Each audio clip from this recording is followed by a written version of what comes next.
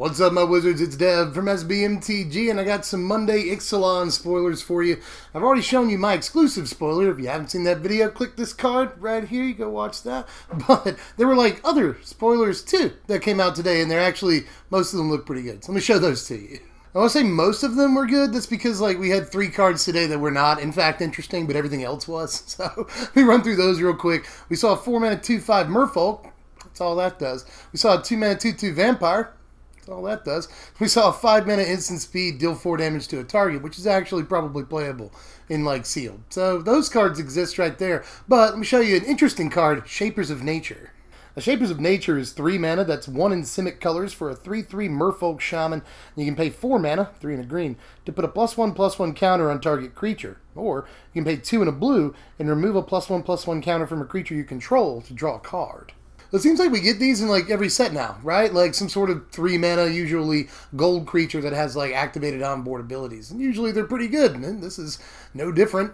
You know, it looks like it could take a game over by itself. Really good, like mana sink in sealed and draft for that matter, just limited period. Looks like a great mana sink that can make your board bigger if you wanted to, or can draw you some cards if you wanted to. Just does a lot of stuff, and it's on like a decent body for the cost too. So we'll take it. This card looks nice. Here's Deadeye Quartermaster right here. It's 4 mana, 3 in a blue for a 2/2 human pirate. When it enters the battlefield, you may search your library for an equipment or a vehicle card, reveal it, and put it into your hand. If you do, shuffle your library. Alright, so another fine card, but it's blue. That's slightly weird that it's blue. Like, we've seen Trophy and Trinket Mage before, but the ability to specifically go get equipment or vehicles is kind of strange on a blue card, especially in this set. To the best of my knowledge that I can recall, I can't remember having seen any equipment in the set yet. Not to say there won't be any, but I can't remember having seen any yet. And like the vehicles that we have seen, we've seen like 2 or 3, have been a little subpar. So it remains to be seen how good this card is in Limited, but it seems like a very good Limited card. And it might be played in Commander by people that don't have the money for like more expensive options, like me and a lot of you out there. So just the ability to tutor up an important thing in Commander is always sought after. So I think the card's looking pretty good, although it's probably miles away from standard playable. It probably will have niche roles in other formats. Let's have a look at a weird one. This is Primal Amulet right here. It's 4 mana for an artifact. Instants and sorcery spells you control cost 1 less to cast. And whenever you cast an instant or sorcery spell, you put a charge counter on the amulet. Then, if there are 4 or more charge counters on the amulet, you may remove those counters and transform it into Primal Wellspring. This is a land, and you can tap it to add 1 mana of any color to your mana pool. That's neat. When that mana is spent to cast an instant or sorcery spell, copy that spell, and you may choose new targets for the copy. Okay, so super interesting card. Like, it doesn't quite replace Thing in the Ice. Like, we're all gonna miss Thing in the Ice. Like, I love you. Love you, Thing. But in any case, I do think that 4 mana is a lot. 4 mana is so much, and like, you can play this in Control, but it's a 4 mana sorcery speed card. You can play this in Burn, but is it worth it in Burn? It's 4 mana so much, you guys. It's like so much. Like, and it's going to be multiple turns until you can actually transform the thing and start copying spells. And we've got stuff like Skyship Plunderer. We've got Malfrist Revolutionary. Like, maybe those cards get a little bit better. But that means you have to play at least, like, in this case, 8 slots as creatures in the deck that's looking to be almost all instants and sorceries. Like, the construction of how you'd use a card like this is a little bit weird. The way it looks like they want you to use it is just play it on turn 4 and then transform it like 4 turns later. That's probably not good enough, honestly. So I think the card has an allure to it. Definitely, the card is very interesting, but whether or not it's actually good, it will have to be proven to me at least. But on to the next. Here's Wakening Sun's Avatar. It's 8 mana, 5 and 3 white for a 7/7 dinosaur avatar, which I know we've seen this creature type on a couple of dudes so far, but I just really like that creature type. When Wakening Sun's Avatar enters the battlefield, if you cast it from your hand, boo, destroy all non-dinosaur creatures.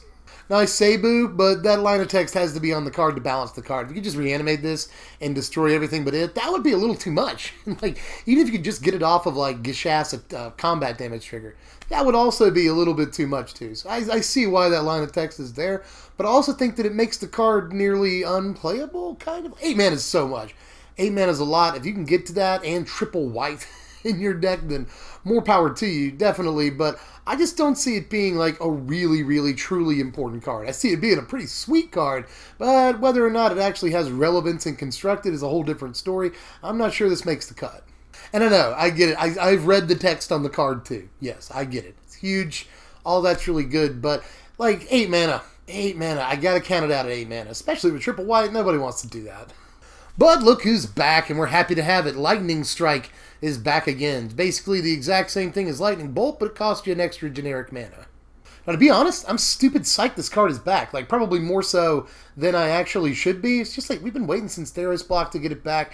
And I know that doesn't sound like that long when you put it that way, but it feels like a really long time to me at least.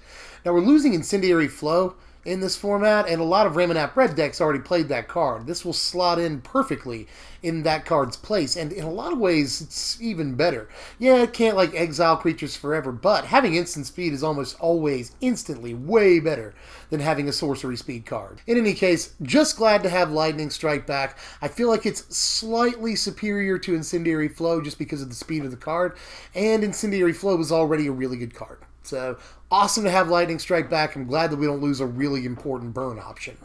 But here's maybe the best card of the day right here. This is Siren Storm Tamer. That's a name. It's 1 blue mana for a 1/1 flying pirate wizard siren. And you can pay a blue and sack it to counter target spell or ability that targets you or a creature you control. So it's sort of a take on Curse Catcher or like even Mausoleum Wanderer, which is rotating out. But I think this card is one of the best of those three. Honestly, just a 1 mana 1/1 flying with a relevant creature type in the upcoming standard, that's already good. Like, this is automatically the best 1-drop for the Pirates deck. Definitely going to be a 4 of in all of those. You essentially get a counter spell on a flying body. Like, come on. That's so good. Especially considering there's going to be a lot of removal in the upcoming standard. The good things about this card keep going. Like, it's not just a counter spell against, you know, removal or something. It's also able to counter things that target you and abilities too. It doesn't even have to be a spell. Abilities that try to target you or a creature, boom. Like, this is just really, really all purpose. And the ability to play a 1-drop, get a few swings in, maybe get some tribal synergy going, and then later, when they actually get to kill one of your guys, you can basically trade your best dude they're trying to kill with this guy. That's just always going to be fantastic. Like, this is a good card. This is a very, very good card. Like, just last word here, in a format where Fatal Push is looking to be, like, the most important piece of removal, and it has been, for the most part, but it looks like it's going to continue to be a really important piece of removal. A card like this just gets better. And, like, there's other good removal, too. We just saw Lightning Strike. Yeah, that card's back. And we've got Harness Lightning, we've got Abrade, we've got Shock, Magma Spray. There are tons of amazing removal options in this next standard. And having a card like this is going to stop them all cold. That's just... that is so good. Love this card. Like, definitely love this card a lot. Sorry, I gotta calm myself down. I don't think I've ever gone like that adamantly in the middle of talking about a card. Like, seriously, guys, I am really jacked about this. And it's uncommon, by the way. Let me throw that out here. This card is uncommon for some reason. Like, Wizard seems to have thrown all the rules regarding rarity out the window with this set. Like, my preview card earlier could have been a rare, possibly, you know. This card could be a rare. That new Cavern of Souls, without the last, like, 6 words of text from Cavern of Souls, that could be a rare, too, definitely. And, like, Lightning Strike could be a common, but it's uncommon.